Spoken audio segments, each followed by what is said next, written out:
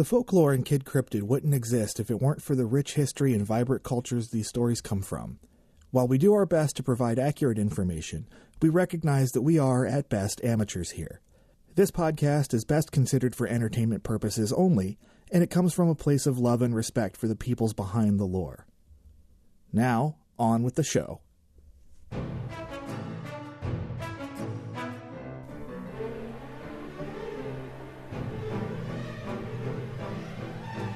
Hi, everybody. I'm Elias. And I'm Shawn.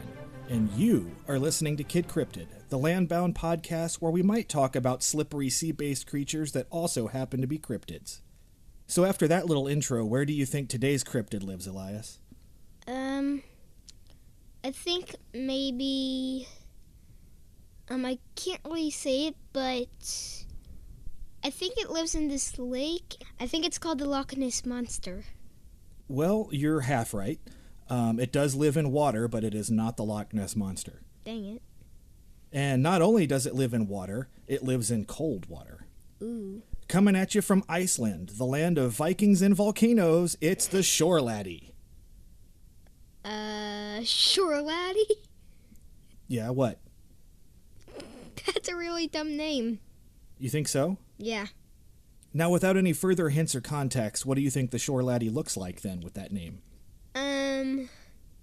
I think it looks part like eelish and part, amphibian-ish. What was that first thing? Eel. Eel, okay. Not eel. All right, so, no, nothing like that. Nothing even scary at all. I would even go so far as to say it's almost cute. Aww. Based on descriptions, it looks almost a bit like a strange sea otter. At least in drawings. People say differently because, unlike the Pope-like monster, this description comes from eyewitness accounts.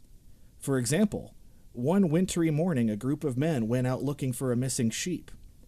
Hearing something near a shed, they rushed to the noise, thinking that the sheep might come back on its own. As they closed in, they could see something moving that was definitely not the sheep. The men formed a circle around it and attempted to trap it, but it managed to break through and escape into the ocean. According to them, it ran as quick as a dog and looked like one except for a short round head and the hump on its back. It reportedly jumped a lot as it ran, too. So, now what do you think? I think it's I think it's part dog, part otter, part camel. Because he said it had a hump on its back. It did have a hump. In a different story, a 13-year-old boy described it as being the size of a medium dog with a tail like a sheep. He couldn't get a good look at its face, though, as it was running away from him. So, basically what you're telling me is, it was like short doggish, like, was it short? I don't know. It said a medium-sized dog, so take that as you will. It said medium-sized dog and part sheep tail, I guess. The Shore Laddie is actually Iceland's most commonly spotted cryptid, and people have been spotting it since around 1700. So kind of about the same time as the Jersey Devil. Only maybe not as ugly.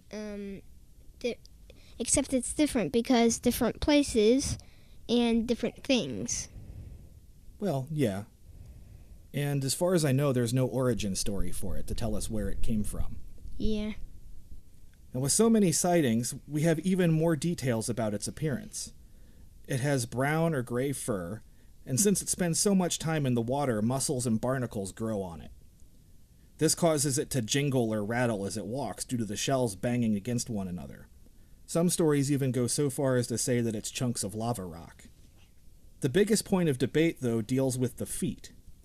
Some people say that it has webbed feet, kind of more like a duck, while others say that it has hooves. So, we're getting somewhere close to the Jersey Devil. The Jersey Devil had a horse head and hooves, and the little cute otter thing has hooves. Yeah, but since it lives in water, I don't think hooves would be very useful, do you? No.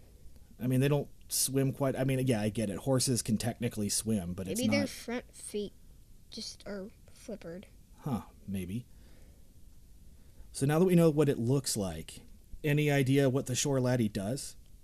I think, like, it will come out of water if, like, there's nobody around and just walk around. And if they see somebody, I think they'll just, like, run away hopping and then start swimming into the water. That seems like a pretty fair guess. Do you think it's dangerous at all? No, it is a little, but I don't know if it's dangerous. It doesn't seem dangerous because it, like you said in the first story and the second story, it, like, doesn't really attack people. Yeah, it kind of ran away in both of those stories, didn't it? Yep. Yeah, I'm pretty well agreeing with you. Most of the accounts I could find, it sounds pretty harmless. The shore laddie is widely believed to be an herbivore. What's that mean? It only eats plants. Okay, just testing you. Good. But I did find a mention that some people believe that it has been known to eat sheep, women, and babies. Personally, I just think most of that came down to some misunderstandings. See, from what I read, it does seem to have an interest in those three things, but not for meals. When it comes to sheep, the shore laddie apparently likes to try to mate with them. Farmers, especially ones who live near the coast, have reported sheep giving birth to deformed lambs that resembled a cross between a dog and a sheep. These deformed lambs usually die after birth. The farmers claim that the shore laddie is responsible for this and consider the creature a nuisance. Nuisance? Annoyance? Problem? I don't know what that word means. Bothersome? I kind of now know what it means. But, wait, if the animal was like, well, first was born and then,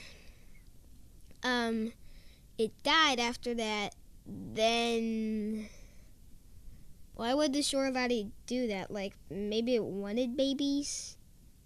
Well, that's a whole different discussion, but yes, biology says that things want babies.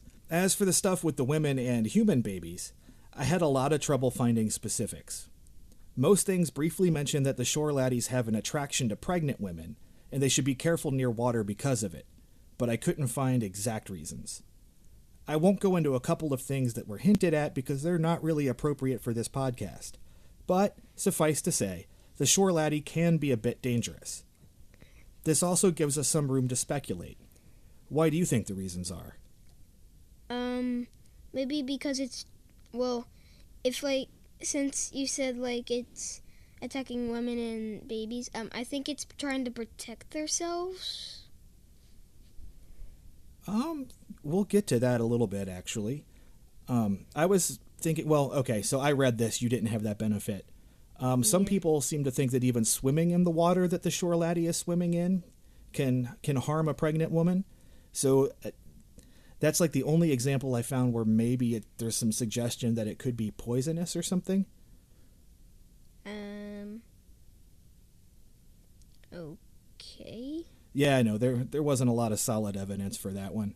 I'm just really reaching. Well, today in my STEM lab, we were talking about this lake that I thought was poisonous from something, and my STEM teacher thought that too. But it was actually just very hot. Well, not to get too off topic, but there are those possibilities, especially in volcanic lakes and stuff, because they can get very sulfuric and. Well, it wasn't really volcanic. Like there was lava under it. Ah, okay. So we'll just say that this all counts because it happens in Iceland and there are volcanoes. So anyway, let's get back to the shore laddie. Okay. The shore laddie has been known to be slightly aggressive at times, but I also can't say that I blame it. You figure it's been hop-walking around, minding its own business, and suddenly a person comes out of nowhere. And most of the time, that human does something rude, like throw rocks at it or try to catch it. Yeah, I think it's fair to say that it might get a little scared and irritated.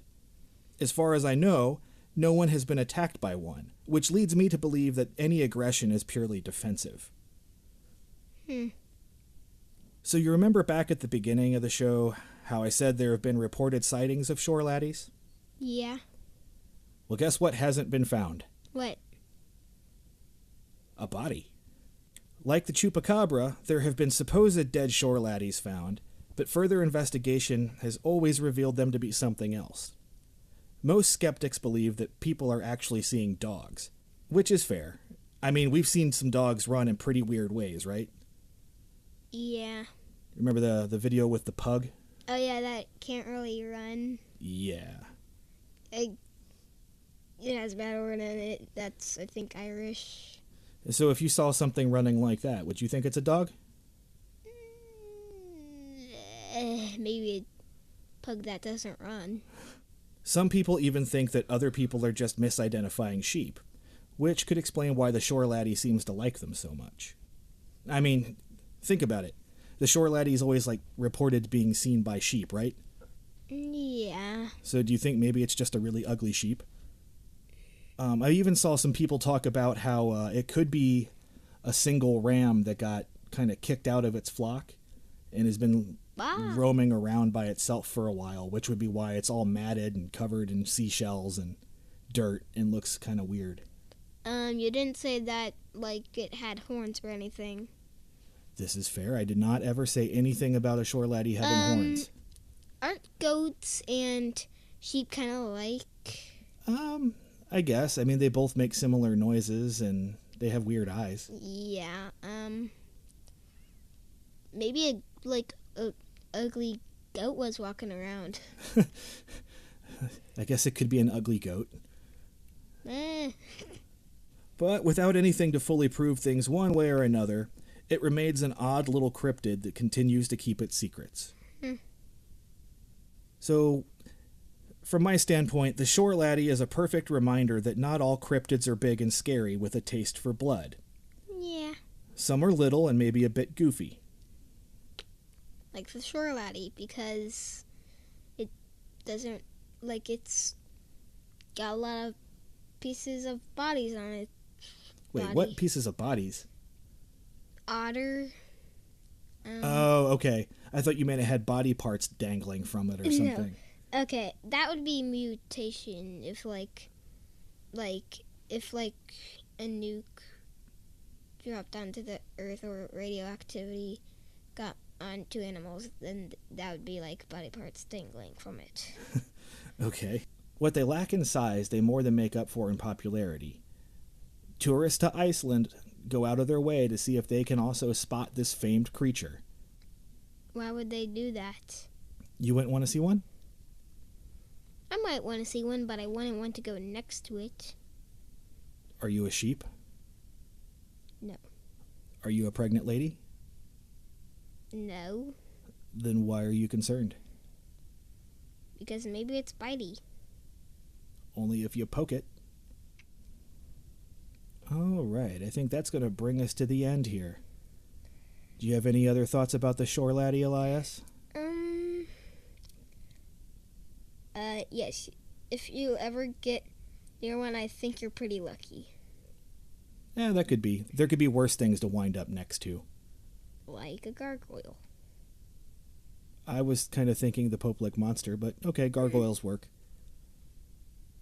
Yeah. And with that, I'm Elias. And I'm Shawn. And you've been listening to Kid Cryptid. See you next time.